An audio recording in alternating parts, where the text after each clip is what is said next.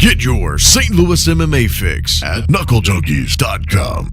This video is sponsored by Brad Carey with Realty Executives Premier. If you're looking to buy or sell your home, call Brad Carey. Okay, we're here with Kris Craig. Kris, a winner in your pro debut over Stephen Coleman. Dominant performance from up top, lots of pressure. Just got initial thoughts on the win. It was good to have my first pro fight. I feel like I'm a lot better than Stephen, but it was a tough first pro fight, and he never quit, and he did exactly what I thought he would do the whole fight. Yeah, he had some game moments, and just what do you think the difference was? I'm just a way better wrestler. I haven't had to use it a lot in fights. I prefer to actually stand up, which is really weird. But once I touch people on our feet, they almost always, whether they're a good wrestler or not, they take the shot and then they suffer for it. What's this win do for you? I mean, we kind of talked about it before the fight. And don't have that many years ahead of you. Just you want to try to pack in as much as you can, or what? Yeah, I've got a good opportunity these next few months in front of me with my job that I'll have a lot of time to train, which I normally don't get. So I kind of want to keep rolling. This was my first pro fight. It got me the idea of those 5-minute rounds, which, damn, they're hard. It's tough when you're in there with somebody that's game. So I'm going to roll right into another one within the next few months. Any rematches or anything in particular you'd like to have? You know what? I just like tough fights. I'll tell the matchmaker, Rob Donaker, every time, give me a tough guy. I don't want easy fights. I don't want to pad my record. I want tough fights. Make them tough. All right, we're here with the winner, Dustin Lamppost. Nice finish over Zach Harvey. I mean, you kind of went out there, did what you needed to do, put away inferior opponent pretty quickly, really swarmed him. Just thoughts on the match?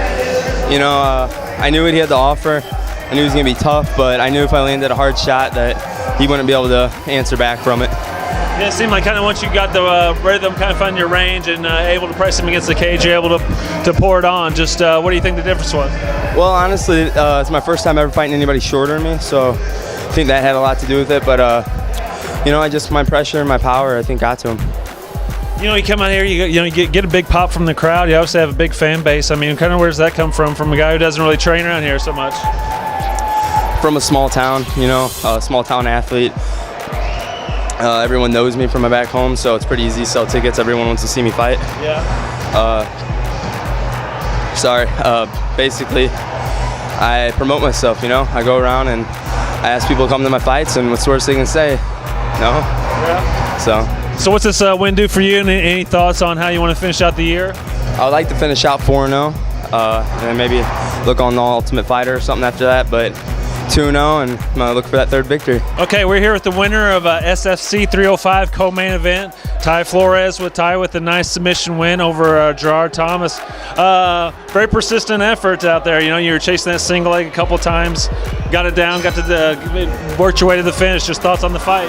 Yeah, I'm pretty critical, always, probably more so in victory than in defeat, but I think that very first takedown I reached a little bit too far. I was a little bent over.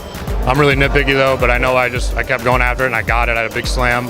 I just know once I get my hands on somebody, I can always get the takedown. I feel really strong from there. I get a lot of good wrestling in, so I know once I'm on somebody, it's only a matter of time. And I grind it out. I know that I'm going to be able to outlast them every time. He seemed to try to go in for a takedown of his own, and that you're able to hold it off, and then you guys eventually moved it back to the floor, and you're able to get the submission. Yeah, I had him in a front headlock, and he went in, I think, for a double, then a single. He didn't have it. I kind of wanted to get off a couple knees. I got a couple. I don't know how good they were, but we broke, and then right afterward, I got the other takedown. I've been working a lot on transitions, whether it's striking exchanges or wrestling, but. Yeah. So kind of like we said earlier, this is your second straight win by submission. Obviously, lots of opportunities to fight here for Shamrock. Anybody in particular, anything you look to close the year out? I'm definitely going to fight a lot more. I think the next fight is going to be a kickboxing fight. I'm always comfortable on the ground.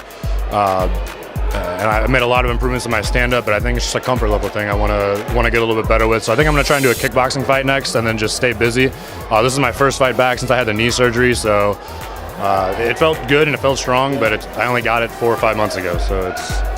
knucklejunkies.com here at Shamrock 305 at the River City Casino. A big night in the promotion. It's first time on the Flow Combat platform. And Matt Delanoit pulls off what some may consider an upset win in the main event over Stephen Mann. Matt, just a second round submission victory. Just thoughts on the fight? First off, whoever the fuck thought I was an underdog is insane, man. I read your shit. I heard all the commentary. You guys are fucking crazy, man. This dude had 19 fights coming into tonight. This is my 42nd pro fight.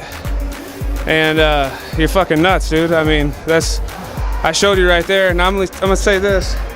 Steve's a tough fucking guy, man. He's a good wrestler. I expected that. He busted me up a little bit, but like I said multiple times, man, Steve's not a finisher. Steve doesn't do well against good competition. I'm good competition. I've been proving that shit for 12 fucking years, and now I prove it again tonight. Now, so we said we got the finish in the second one out, the rear naked choke. Just kind of talk us through how you got the finish.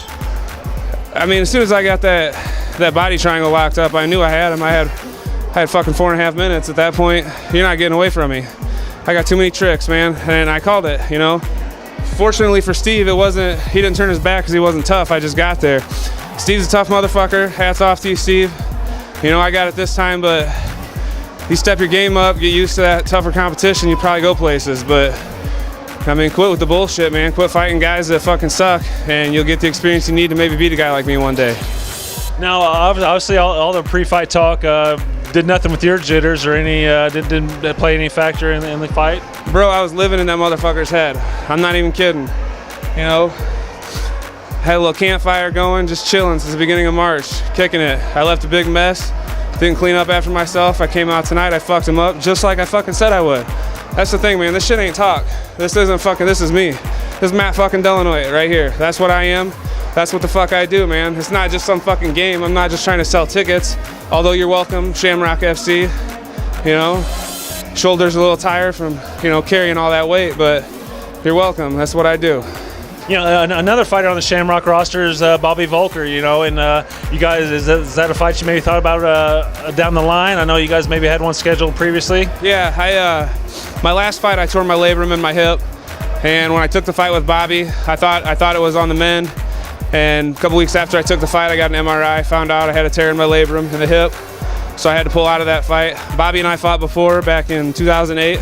He had the better night that night, but I'm game, man. If Bobby's game, I'm game. Let's do this.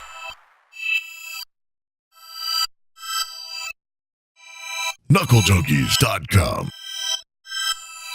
Had a little campfire going, just chilling since the beginning of March, kicking it. I left a big mess, didn't clean up after myself.